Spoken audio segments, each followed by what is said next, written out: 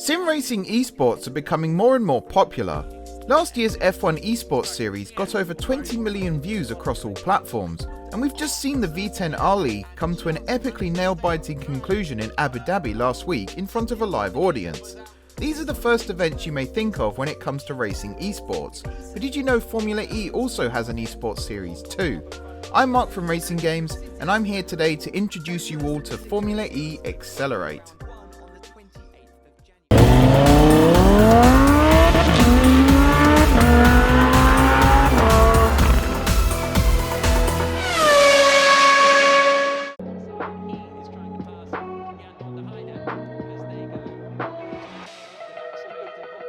Formula E Accelerate is Formula E's esports competition, and it's back for this week. Hosted on R-Factor 2, Formula E has been inviting fans around the world to compete both online and at E-Prix events in person.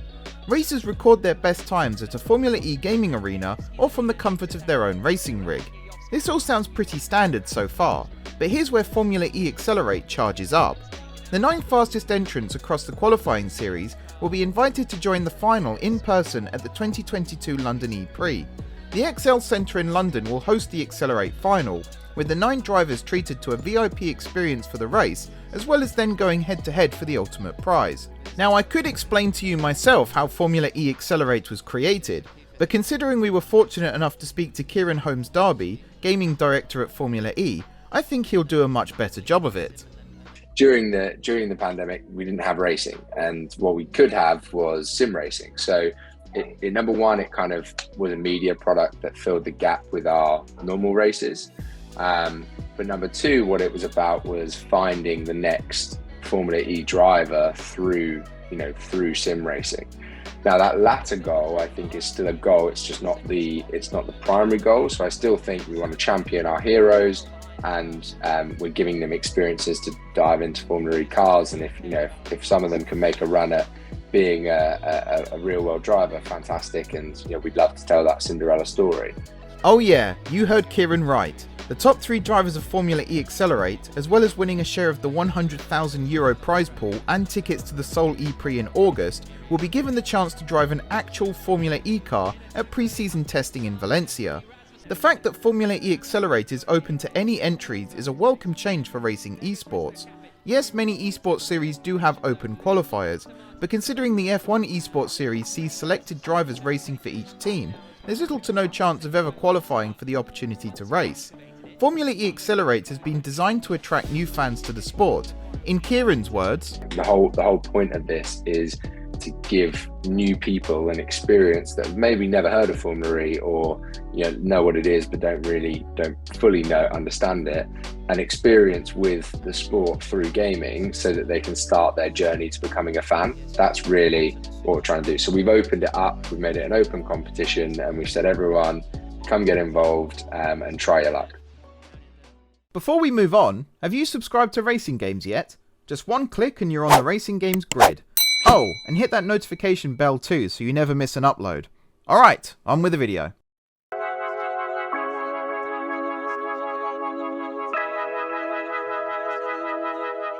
It's not that often that a driver starts their career by taking part in an esports event, but it can happen. Cem Bolokbasi started his professional career in esports, working his way through the ranks before earning a seat in Formula 2 for this season.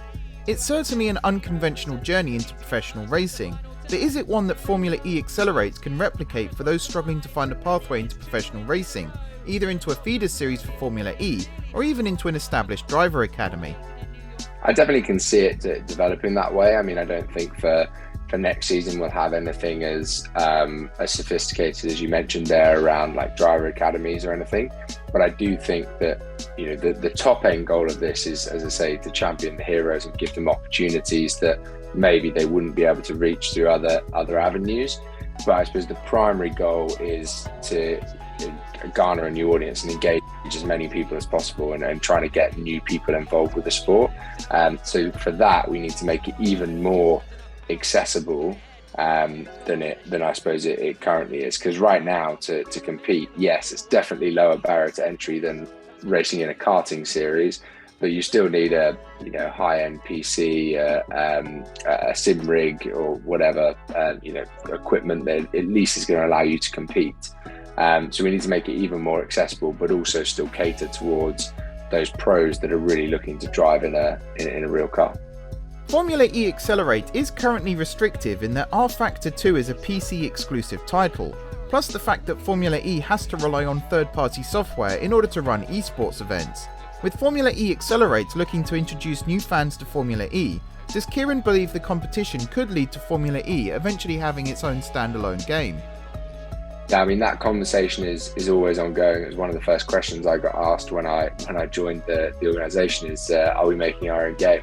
And I'll never say no to that, and that'll always be on the table. And I think it's more a question of timing than anything, because from our perspective, we're in this hyper growth stage. We're trying to grow our fan base at an aggressive rate, and is the best way to do that to make your own game, which is really more about sort of further engaging your current audience, or is your better play licensing your IP into existing game titles that have a fan base and engaging with that fan base through the cool IP that you bring them, which gives them a fresh experience in the game that they already potentially play.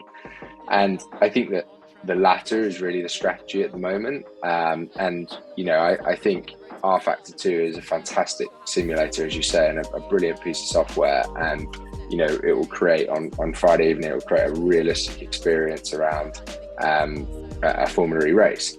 But I do think there are opportunities outside of that as well to garner a mass audience for Formula E and give them an experience with the sport.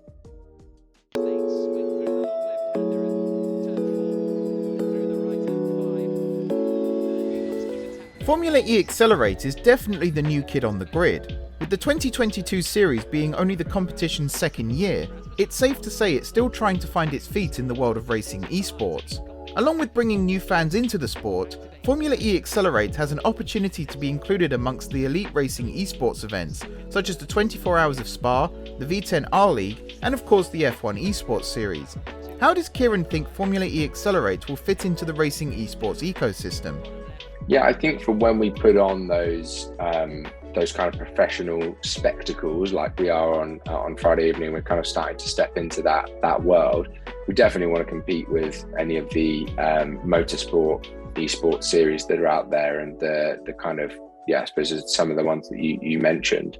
But I think that our strategy is broader than that, and I think that our what we're trying to do in the gaming space is a lot more detailed than potentially some of our motorsport competitors, and that's where I think our advantage potentially is, because I don't think it's all about just the creating media products in this space. I think there's a lot more to it than that. So I think we've got a lot we can play with here. I definitely, as I say, for the sort of event that we're putting on Friday, I want it to be an absolute spectacle, and I want people to come away from that and say, that's the best, if not one of the best sim racing events I've ever watched. That for sure is a goal.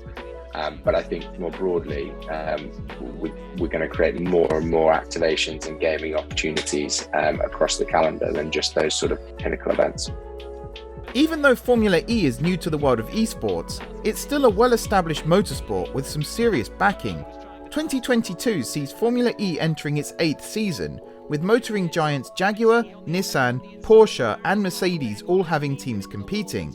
As for the drivers, there's some serious talent here too, including ex-F1 drivers Pascal Wehrlein, Sebastian Buemi, Stoffel van Dorn and Antonio Giovinazzi. Nick de Vries is the current champion of Formula E, becoming the sport's first world champion in 2021, as well as the first Dutch motorsport world champion, beating Max Verstappen to the punch by a few months. As for Formula E Accelerate, there's some big names there too. Last year's championship saw Erhan Yahovski, Kevin Siggy, current F1 Esports champion Jarno Opmeer, and Freddie Rasmussen amongst those taking part, with Rasmussen ultimately winning out and getting the opportunity to drive a real Formula E car. The future is very bright for Formula E, and with the series continuing to grow, the same can definitely be said for Formula E Accelerate too. This would be the part of the video where I'd tell you when and how you can watch the Formula E Accelerate finals. But once again, I think Kieran will do a better job. Over to you, Kieran. Thank you. It's on Friday evening, live in London. So the show will kick off after free practice 1. So it'll be at around 6:30 p.m. is the current run time.